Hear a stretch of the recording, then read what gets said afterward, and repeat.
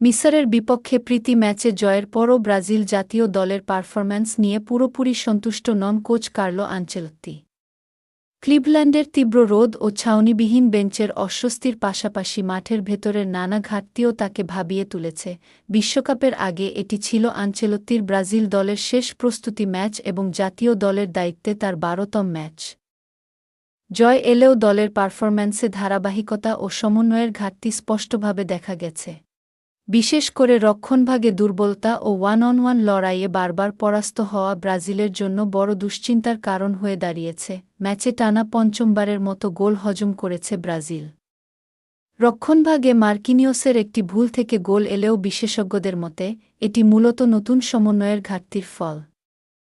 আক্রমণেও ছিল ধীরগতি ও বলের প্রবাহে অসঙ্গতি। মিসরের আক্রমণাত্মক খেলায় ব্রাজিলের ডিফেন্স বারবার চাপে পড়ে, যদিও দলটি নিজেদের প্রেসিং কৌশল দিয়ে কিছু সময় নিয়ন্ত্রণ নেওয়ার চেষ্টা করে। প্রথমার্ধে গতি না থাকলেও দ্বিতীয়ার্ধে বদলি খেলোয়াড়দের পারফরম্যান্সে কিছুটা উন্নতি দেখা যায়। আনচেলত্তি এখনও তার পছন্দের কৌশল ও আদর্শ একাদশ পুরোপুরি স্থির করতে পারেননি। ৪-৪-২ ফরমেশন ঘিরে তিনি দল সাজানোর চেষ্টা করলেও পরিস্থিতি অনুযায়ী পরিবর্তন আনার প্রবণতাও রয়েছে।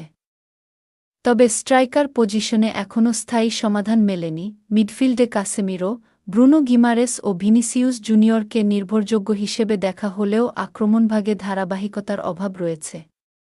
রাফিনিয়া ও এন্ড্রিকের মতো তরুণদের উপর নির্ভর করতে হচ্ছে দলকে। এদিকে ডিফেন্ডার ওয়েসলির চোট নতুন করে দুশ্চিন্তা বাড়িয়েছে।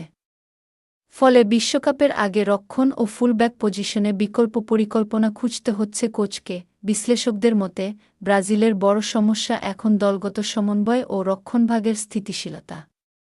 শক্তিশালী স্কোয়াড থাকা সত্ত্বেও দলটি এখনও পুরোপুরি এক ইউনিট হিসেবে গড়ে ওঠেনি, যা বিশ্বকাপের আগে বড় সতর্কবার্তা হিসেবে দেখা হচ্ছে।